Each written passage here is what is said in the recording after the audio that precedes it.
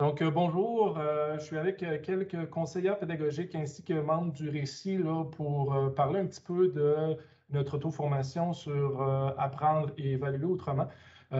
Juste avant de faire ce petit enregistrement, on s'est posé nous-mêmes la question, ça serait quoi les mots qui nous viendraient à l'idée lorsqu'on voit justement le terme de autrement? Donc, c'est le résultat de notre nuage de mots. Donc, je vais inviter peut-être Claudine à prendre la parole pour nous parler un petit peu de certains des éléments qu'elle a vus qui ressortent justement de ce nuage de mots-là. Claudine? Apprendre autrement les sciences, c'est un peu s'éloigner de l'apprentissage des savoirs.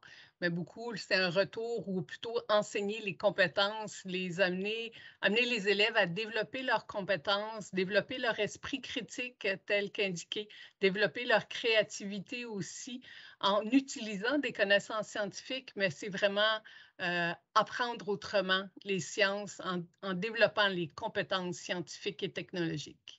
Donc, dans ce que tu viens de dire, tu viens de parler beaucoup de la partie apprendre, la partie évaluation, et peut-être quelqu'un d'autre qui va pouvoir nous en parler, mais toi, c'est la partie là, apprendre différente là, en tant que telle.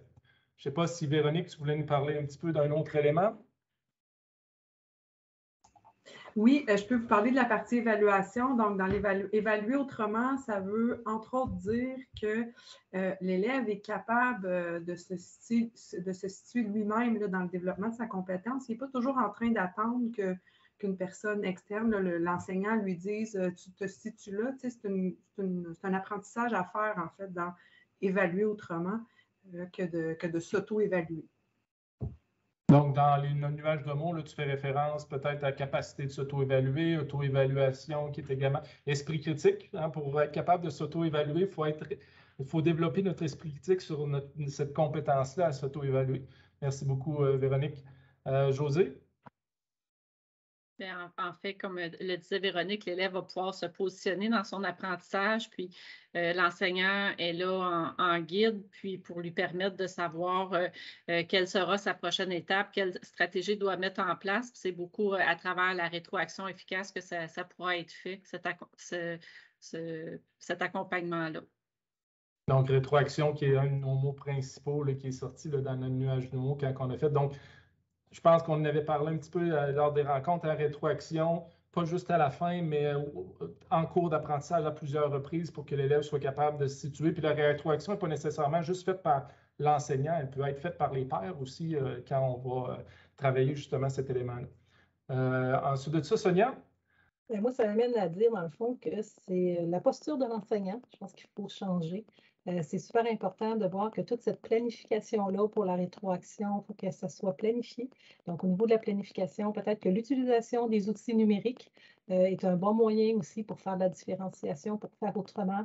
Je voyais comme mot sortir de sa classe. Donc, il y a moyen de faire preuve de créativité. Parfois, ça va nous amener à sortir un petit peu des sentiers battus, à faire preuve de créativité. Et tout ça, dans le fond, peut nous amener à ramasser des traces un peu de façon variée dans un but, par exemple, par la triangulation, pardon. Alors, c'est vraiment la posture de l'enseignant qui est amenée à changer, puis sur laquelle on va réfléchir dans le cadre de cette auto-formation-là. C'est bizarre un petit peu parce que je vous ai entendu parler, là, puis il n'y a aucune personne qui m'a parlé de notes. Il n'y a personne qui m'a parlé de faire une somme des notes. Il me semble que c'est évaluer, c'est ça qu'on fait. On prend des notes, on les additionne, on fait une moyenne.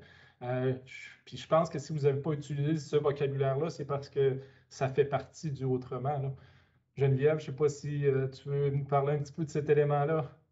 Certainement. On a toujours parlé de l'évaluation formative, sommative. Là, quand on parle d'évaluation sommative, on parle d'une somme, puis c'est ce qu'on connaît depuis toujours, mais je dirais que maintenant, là, pour aller évaluer autrement, on place plutôt l'enseignant à côté de l'élève pour qu'il puisse l'accompagner, différencier, porter attention à chacun de ses élèves pour le positionner à l'intérieur de ses propres apprentissages, plutôt que de prendre des notes et en faire la simple somme. On veut plutôt mettre l'évaluation au service de l'apprentissage.